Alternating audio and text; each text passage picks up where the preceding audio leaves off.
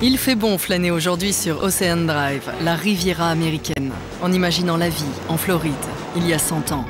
Une étendue de marécages inhospitaliers que l'homme a su domestiquer pour le bonheur des touristes.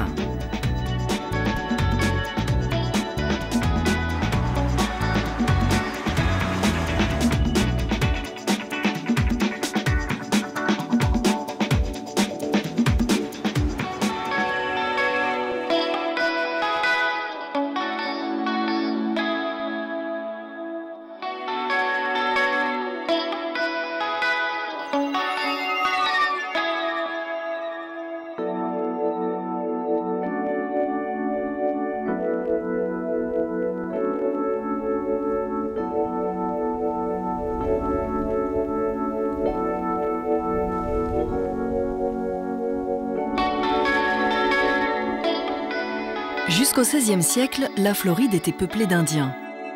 La colonisation espagnole, qui commença avec Ponce de Léon en 1513, leur fut fatale. Guerres et épidémies les décimèrent.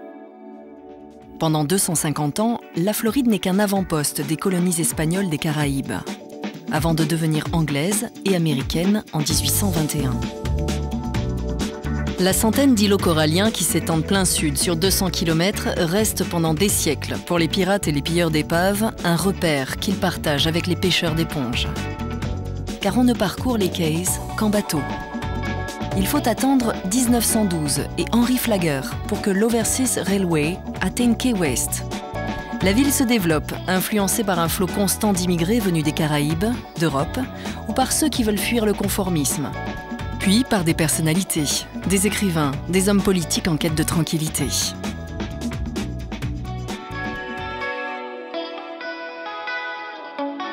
Le plus célèbre, Ernest Hemingway, qui disait de Key West, avec cette profusion de fleurs, de tamariniers, d'agaves et de palmiers, c'est le plus bel endroit du monde. La maison occupée par Hemingway se situe au 907 Whitehead Street. Dave Gonzalez nous y attend. Hemingway est arrivé en 1928 pour acheter une voiture de sport, modèle A Ford Roadster, mais celle-ci n'était pas prête. Il est donc allé à l'hôtel en attendant et est tombé amoureux de Key West, notamment à cause de la pêche. Il a donc décidé qu'il devait vivre, pêcher et écrire à Key West. Et qu'est-ce qu'il a donc écrit ici? 70% de ses œuvres, comme Pour qui sonne le glas, Le port de l'angoisse, qui raconte l'histoire de la Grande Dépression des années 30. Par contre, Le vieil homme et la mer a été écrit à Cuba. Il vivait ici avec Pauline, sa seconde femme, qui était rédactrice de mode pour le magazine français Vogue, et qui avait beaucoup de goût. Et à propos du jardin, était-il comme cela au départ? Ah non, pas du tout. Le jardin que vous voyez actuellement est le résultat de l'arrivée de l'eau courante. En 1930, la seule source d'eau était la pluie, récupérée par un système de gouttières et stockée dans des citernes souterraines. Il y a une citerne de 75 000 litres dans cette propriété. Vous ne gaspillez pas l'eau pour arroser les plantes. Elle avait uniquement une utilisation domestique. La végétation n'était donc pas aussi luxuriante. Il y avait des arbres comme les hibiscus, les cactus et les cocotiers, qui pouvaient résister à la sécheresse, mais pas du tout ce que vous voyez aujourd'hui. Hemingway avait 50 chats dans la propriété et nous essayons de maintenir ce même nombre. Donc vous pouvez apprécier le domaine tel qu'Hemingway le voyait. Et ces chats ont une particularité? Oui, ce sont des chats polydactyles. Ils ont un doigt supplémentaire. Environ la moitié des chats de la propriété a cette caractéristique. C'est assez incroyable de voir ça.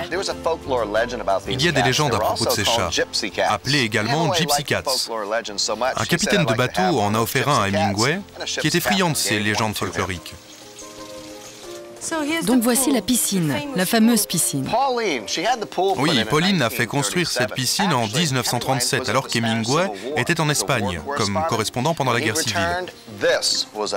Hemingway n'aimait pas les dépenses et ce fut une grande surprise pour lui à son retour. Et fut-il content ou pas? Pas quand il connut le prix. Pauline avait dépensé 20 000 $ en 1937 pour cette piscine.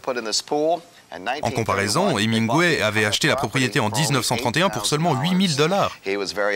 Il était très en colère, à tel point qu'il a pris un penny de sa poche et a dit à Pauline, « Si tu dois dépenser tout notre argent de cette manière, je te donne mon dernier penny. » Il jeta la pièce par terre aux pieds de Pauline et s'en alla furieusement. Pauline prit le penny et le scella dans le sol. Last Hemingway penny, le dernier sou d'Ernest Hemingway, mesdames et messieurs.